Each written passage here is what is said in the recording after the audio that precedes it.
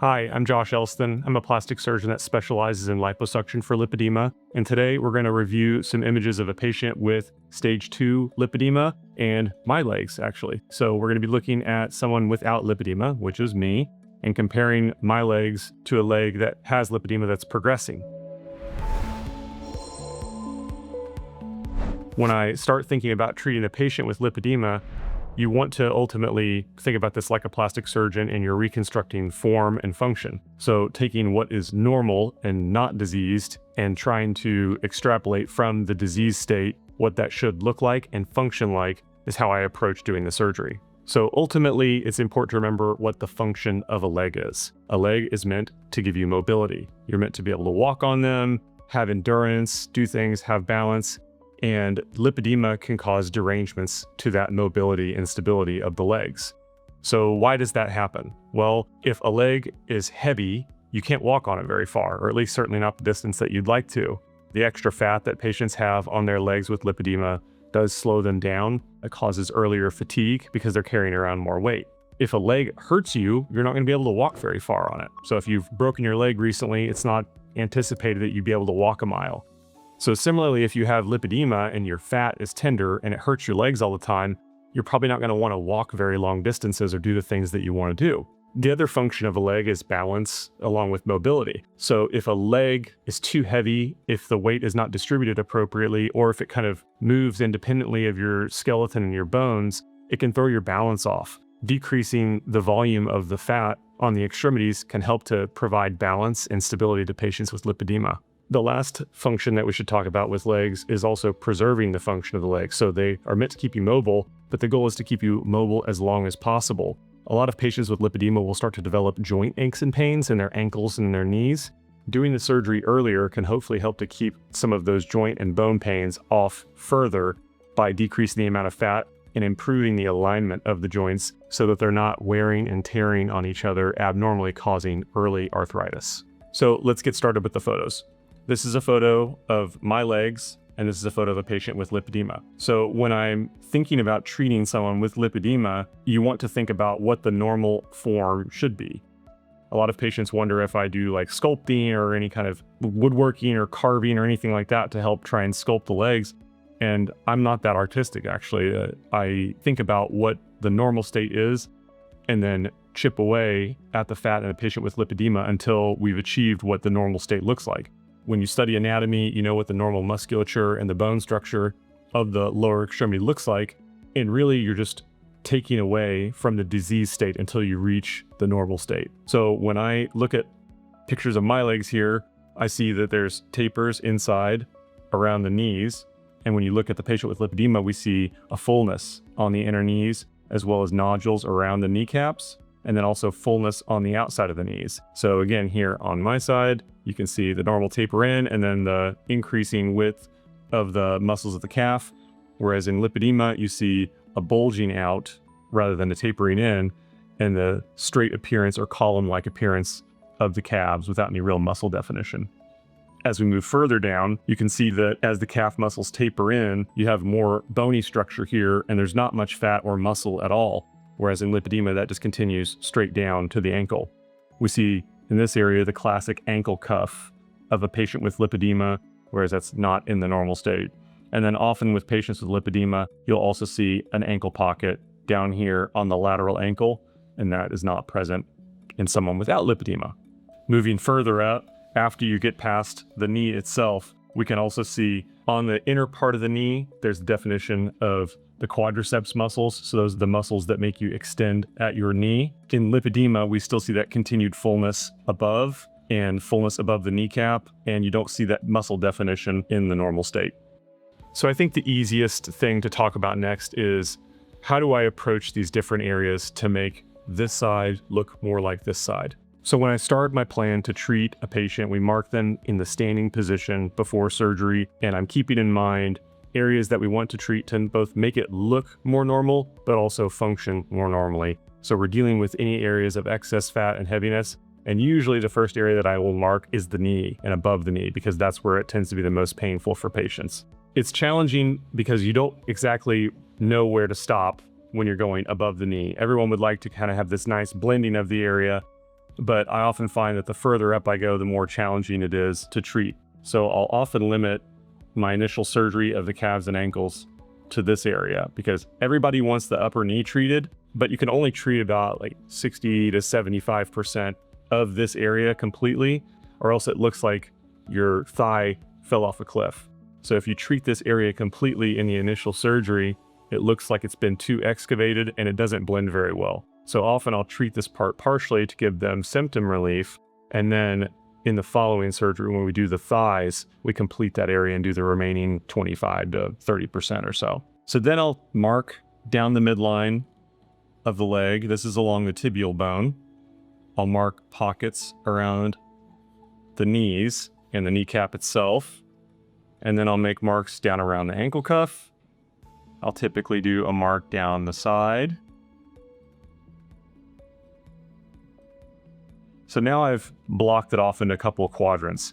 I know the knee's got a lot more fibrotic fat, so that's a little bit harder to numb, so I want to make sure that I get that area very well. I want to make sure I specifically get each of these knee pockets, so I'll keep those outlined. And then I think of these areas as two different quadrants or like tunnels that I need to numb.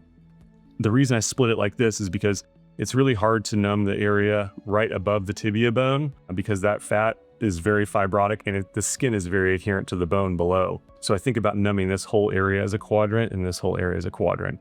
Most patients tend to have a protrusion of fat in this area. So I'll mark that specifically knowing that I need to get more from that area. And then down here, they'll have more of a protrusion in this area. And then everybody hates this inner ankle pocket. I'll also often typically mark this ankle pocket down here. And that basically gives me my areas that I want to treat on one of the extremities. So then for incision placement, I find that if you put an incision right on top of a pocket of fat like this, you often can't treat both the deep and superficial fat. So what I will do is try to place incisions just outside of those areas. So I'll typically do one up here around the knee, one up here around the knee.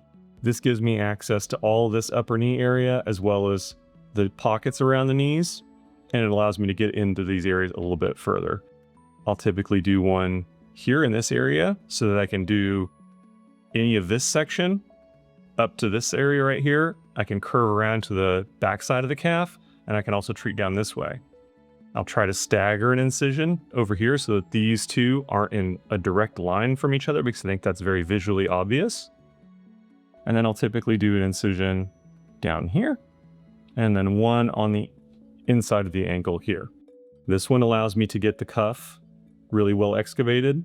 It allows me to treat a little bit more on top of the tibia bone, blend from here to here, and then this allows me access to the ankle pocket.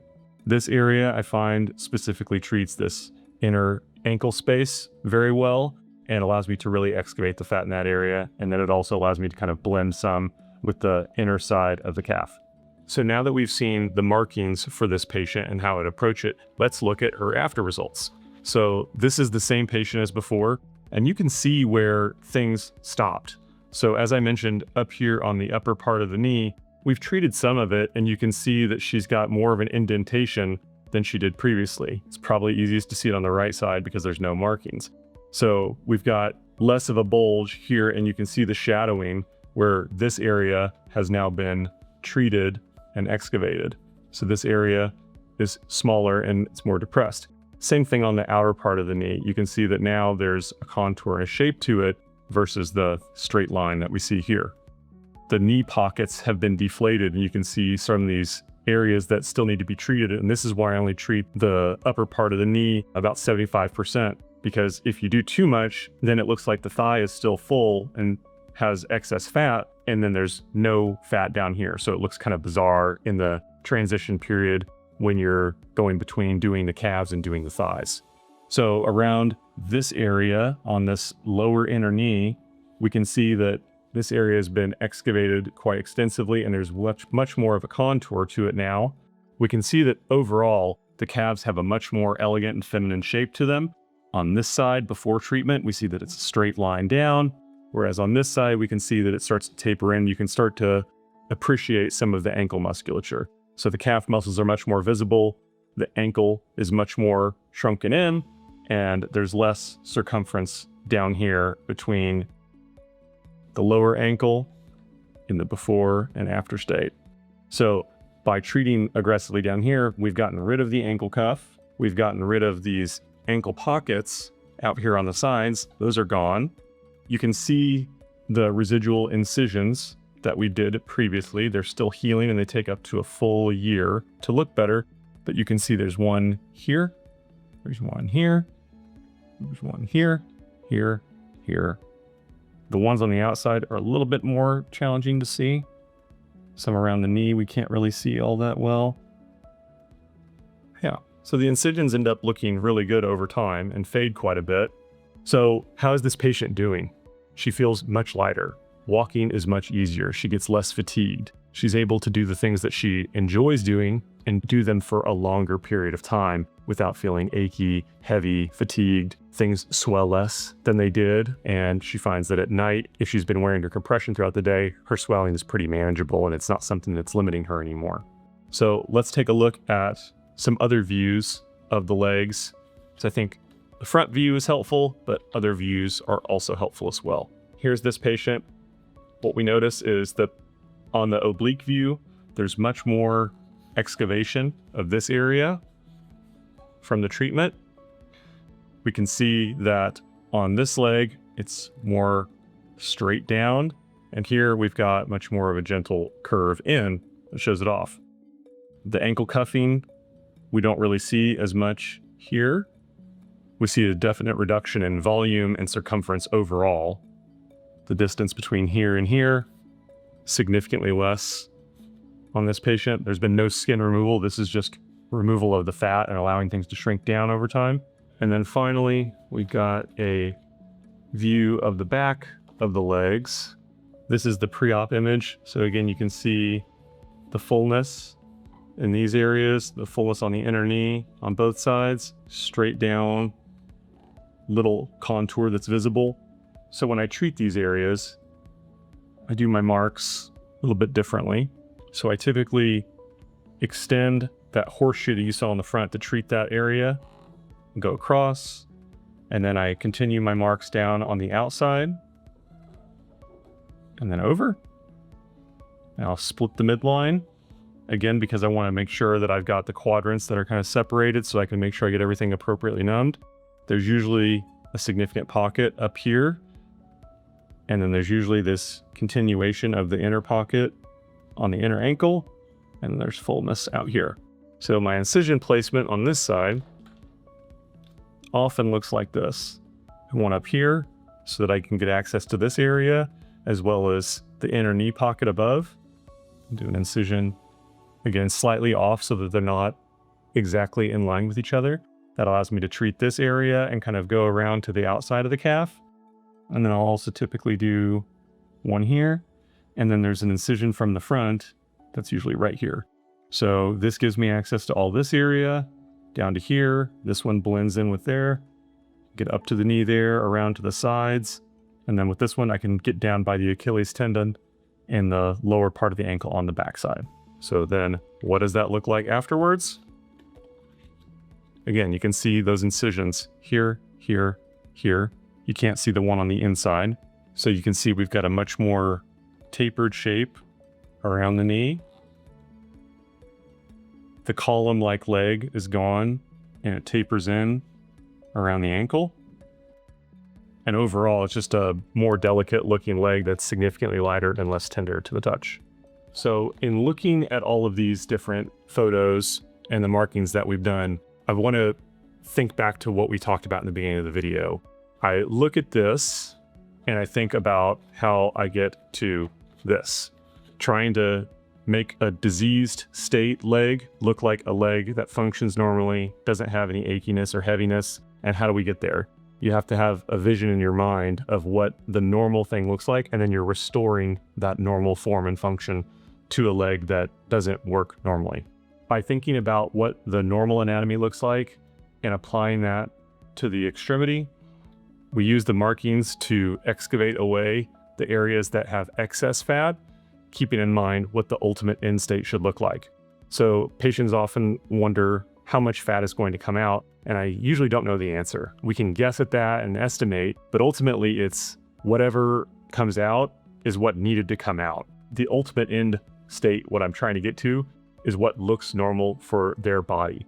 So if that's a little bit less or a little bit more, it doesn't really matter to me because it's what you leave them with, not necessarily what you take out. Thinking about something like this, a leg that functions normally, being presented with a leg that's like this, that doesn't function normally, the goal is to get to a leg that looks like this, that fits that patient appropriately and also functions normally and helps keep the patient mobile, because that's the point of the surgery, is preserving mobility.